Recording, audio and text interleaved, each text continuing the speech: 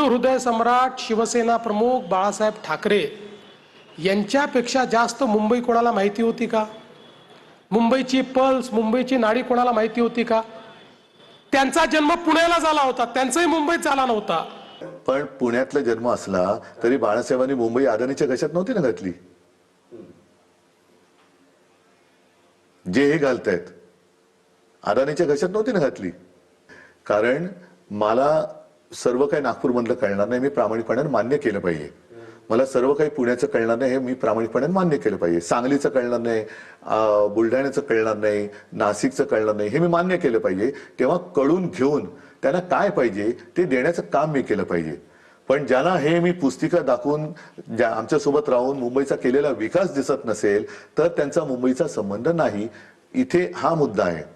निवडणुकीच्या पहिल्याच टप्प्यामध्ये कल्याण डोंबिवलीच्या नागरिकांनी महायुतीच्या 21 जागा बिनविरोध या ठिकाणी निवडून दिलेल्या आहेत.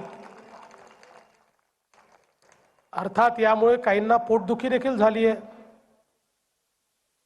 पण मी त्यांना कालच सांगितलं, तुमको मिरची लगी तो मैं क्या करू. बघा हा किती 21 आज निवडून कशा दिल्या? जिथे निवडणूकच नाही झाली ते बोलतात पोटदुखी झाली. पोटदुखी नाही, त्यांना काय दुखतं त्यांचं त्यांना कळत नाहीये. कारण तुम्ही तिथल्या मतदानाचा अधिकार हिरावून घेतलेला आहे. हे लोकशाहीतलं मोठं पाप यांनी केलंय. आणि आता माझ्याकडे पण बातम्या तुमच्याच माध्यमातून आलेल्या आहेत. त्या शहासेनेच्या माणसांनी पण त्याला 1 कोटीची ऑफर दिली, त्याला कसं पळून नेलं, हे सगळं मुंबईत घडताना बघितलेलं आपण. तिकडे जाऊन राहुल नार्वेकरांनी ऑन द स्पॉट असा अधिकार विधानसभा अध्यक्षांना विधानसभेच्या बाहेर असतो का? त्या हरिभाऊ राठोड त्यांचं संरक्षण ताबडतोब, म्हणजे हे काय अनिल कपूर झाले की काय नायक पिक्चर मधले? एवढा गैरवापर तुम्ही करताय तर पोटदुखी ही तुम्हाला ते बोलले की तुमको मिरची लगी तो मैं क्या करू. मिरची लगी तो मैं क्या करू तर आम्ही मिरची लावू तर तुम्ही काय करणार ते बघा.